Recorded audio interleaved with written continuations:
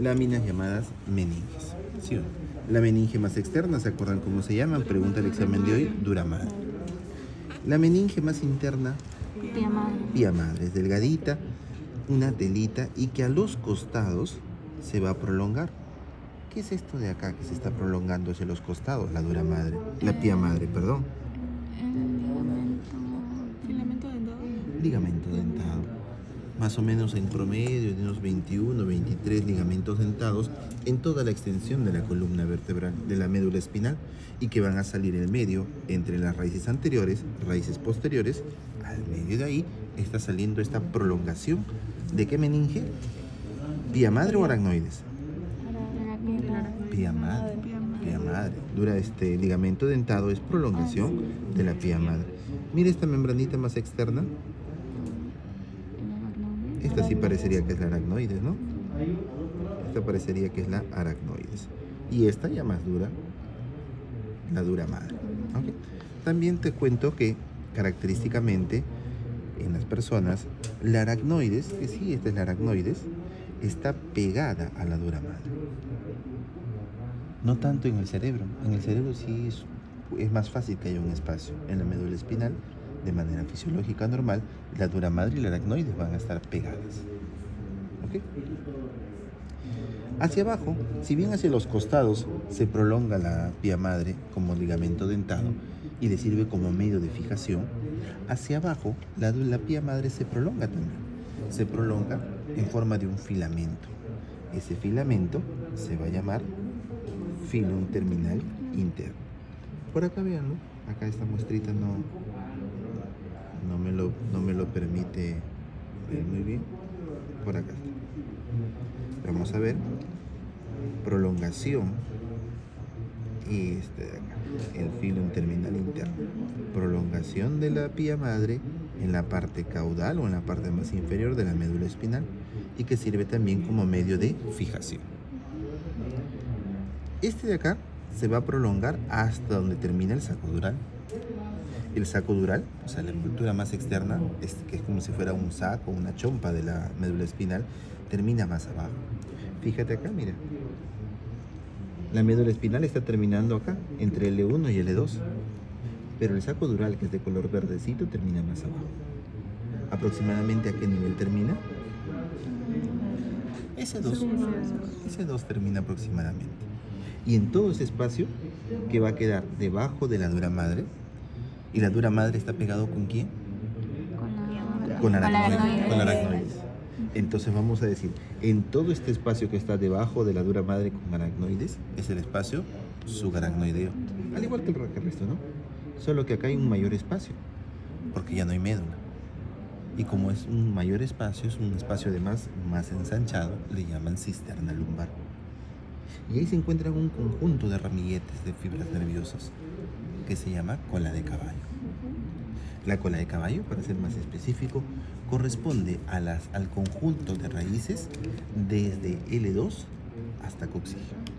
Es decir, la raíz de L2, 3, 4, 5, sacro 1, 2, 3, 4, 5 y coxigio están ahí, forman esa cola de caballo. ¿Okay?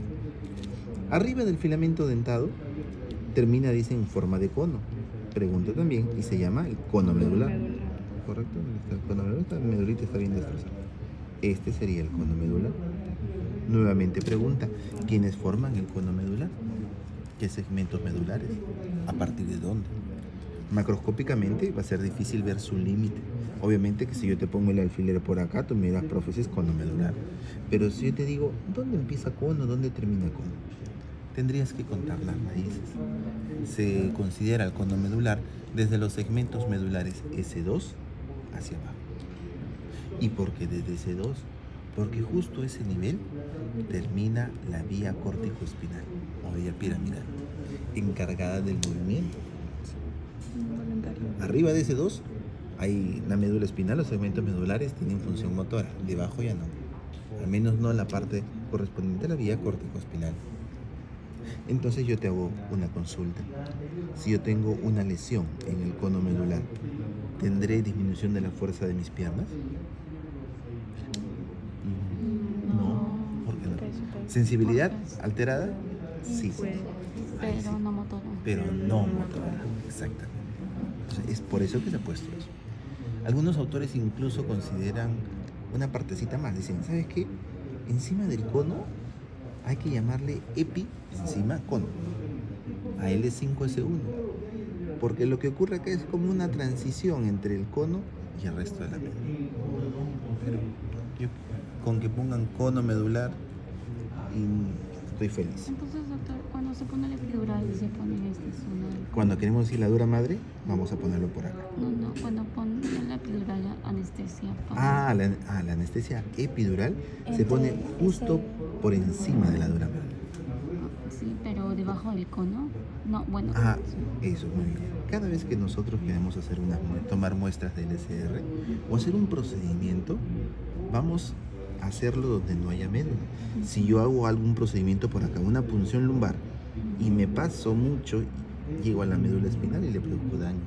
En cambio acá las agujas están hechas de tal manera que yo paso y cuando quiero chocar con la raíz, lo que hace la raíz es vete para acá, vete para allá. Entonces es muy mínima la posibilidad de producir un daño nervioso con una punción a este nivel. Antes lo hacíamos, yo no lo he hecho, ¿no? Pero antes se hacía, mira, acá hay otra cisterna. Cerebelo vulvar. Acá hay otra cisterna, espacio ensanchado, se sacaba de ahí. Pero la mortalidad, la morbilidad era bastante alta. Después, no sé por qué no se les ocurrió primero, dijeron, lo hacemos aquí. Y actualmente, y hace mucho tiempo, se estandariza y se hace entre L3 y L4. Puede ser segmentos más arriba, más abajo, sí, pero inicialmente entre L3 y L4. Nivel que está aproximadamente en una línea que une ambas apófisis espinosas posterior-superiores. La línea de Tuffier, que le dice. Okay. ¿Estamos bien hasta acá? Sí. ¿Qué más de acá? Chévere. Quiere pasar a esto.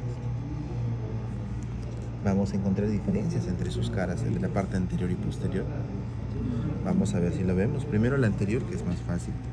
En la parte anterior, posterior, en la parte anterior, como me lo han dicho, miren, va a haber fácilmente reconocible una arteria acá. Sí, una arteria espinal. La arteria espinal anterior. Esta arteria espinal anterior se encuentra en la parte media, en un surco que es tan...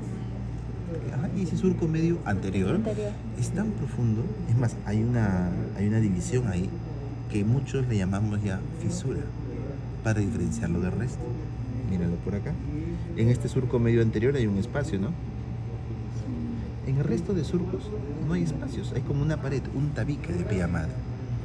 Incluso eres más exacta si lo pones fisura media anterior. Y por esa fisura media anterior, ¿quién pasa? La arteria espinal anterior. A los costados, por acá y por acá, está otro surco que está en la parte anterior y lateral. El surco anterolateral. Mira, lo ves muy bien. Mira, que incluso lo han puesto con líneas punteadas para hacer notar eso. ¿Se ve muy bien? No. Compáralo con este surco, por ejemplo. El posterolateral. El posterolateral se ve mejor. Y el anterolateral no se ve muy bien por las características de la raíz. Ese surco lo van a formar las salillas de las raíces nerviosas, raíces anteriores, raíces motoras. Pero mira cómo están. Primero, te cuento que son delgaditas. Este conjunto de raíces por acá, por acá, por acá, por acá, son delgaditas. ¿Ok? Y además de que son delgaditas, su inicio es desordenado. No inician de manera continua.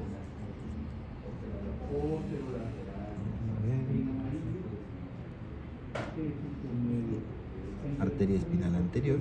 Mira, el surco no se ve muy bien y las salidas de las raíces se ven delgadas y desordenadas. Mira, profe, delgada y desordenada en comparación aquí a la raíz posterior. En la raíz posterior, mira el grosor de las raíces y es bien ordenado. Eso hace que el surco posterolateral sea un surco más visible, sea un surco que lo podemos identificar mejor. Mírenlo por acá. Acá se ve el surco posterolateral. Este de acá. ¿Estamos bien? Cara anterior, fisura media anterior, surco anterolateral, sus raíces delgadas y desordenadas. Nos vamos a la parte posterior. Ahí tenemos a las raíces posteriores que son sensitivas. Mira esta raíz que es gruesa y que su llegada a la médula espinal es ordenada.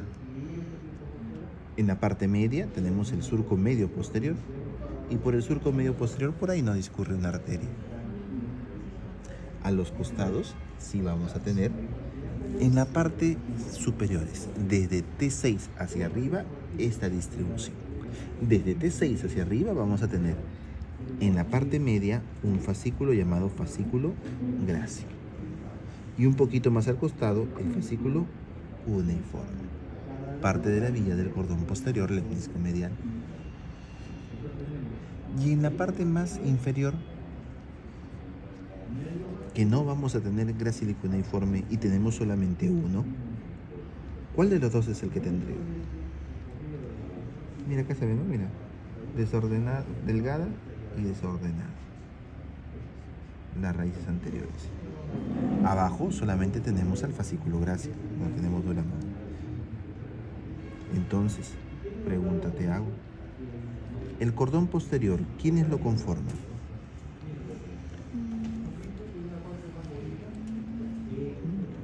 Acá no hay esa división. Aparte que fuera todo uno solo. El cordón posterior lo conforma en los segmentos medulares superiores de T6 hacia arriba, fascículo grácil y cuneiforme.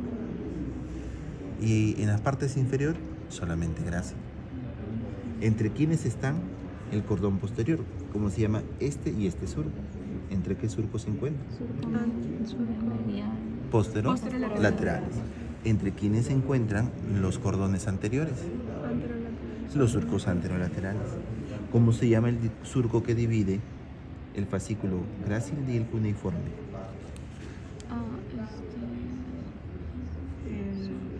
Que está en la parte intermedia entre estos dos fascículos. El surco intermedio posterior. ¿Okay? Te cuento también que, si bien en la parte posterior, en el surco medio posterior, no pasa a la arteria espinal posterior, la arteria espinal posterior pasa por los surcos posterolaterales. Por ahí más o menos pasa.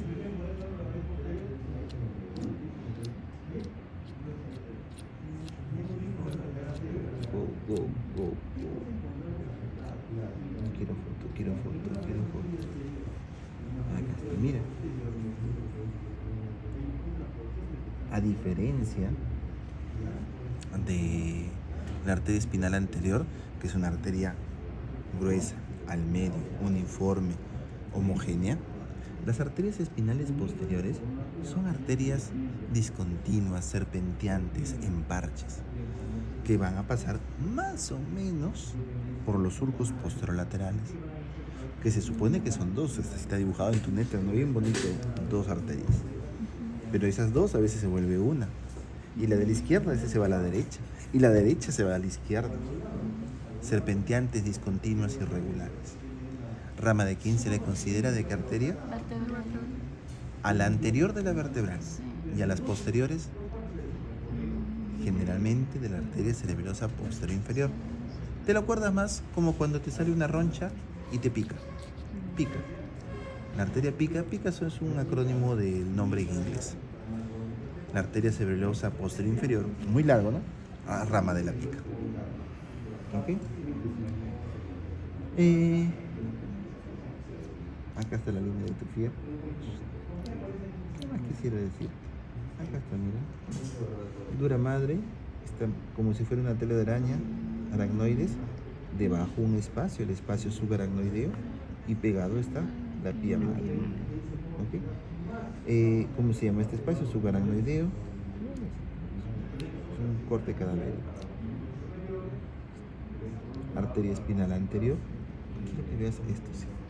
La arteria espinal anterior, mira, rama de la arteria vertebral, como dijiste, la cual es a su vez rama de la subclavia, la cual ingresa a la columna vertebral a nivel de C6, no te olvides, de C6, necesita ayuda. En todo su recorrido te cuento que esta arteria espinal anterior va a dar irrigación a los 2/3 anteriores de la médula espinal.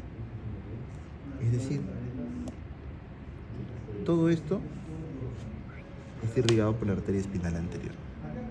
Entonces necesita ayuda y va a recibir más o menos 5 ayudas, a veces más.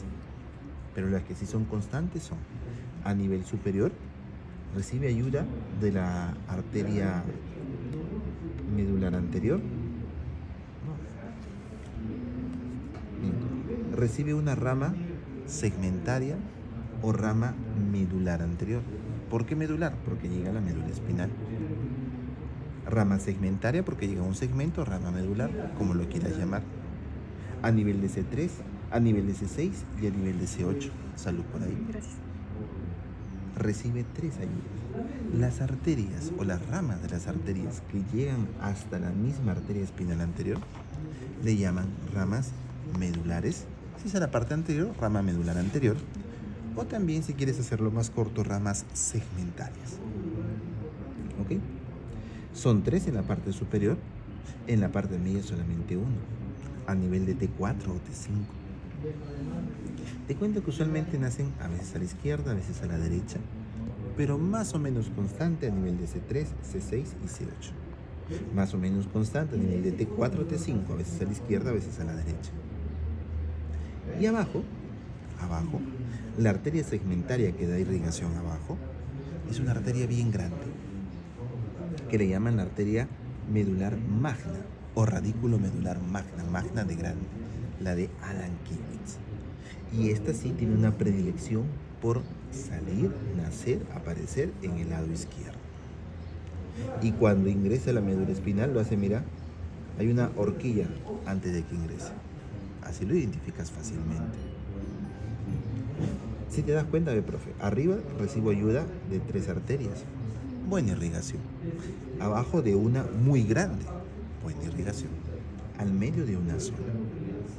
La zona intermedia, la zona torácica, es la que tiene menor perfusión, es la que sufriría más ante una hipotensión, un shock hipovolémico, por ejemplo. Y es por eso que en su teoría han visto un territorio vascular superior, medio e inferior, justamente por esa diferencia en la vascularización. ¿Ok? En cuanto a la arteria espinal posterior, la arteria espinal posterior va a ser rama de la pica, y la arteria espinal posterior, que da irrigación al tercio posterior nada más de la médula, recibe ayuda de más o menos 15 a 20 ramas radículo medulares o ramas segmentarias en toda su extensión, y lo hace de manera homogénea. Es decir, el tercio posterior de la médula sí tiene una irrigación homogénea.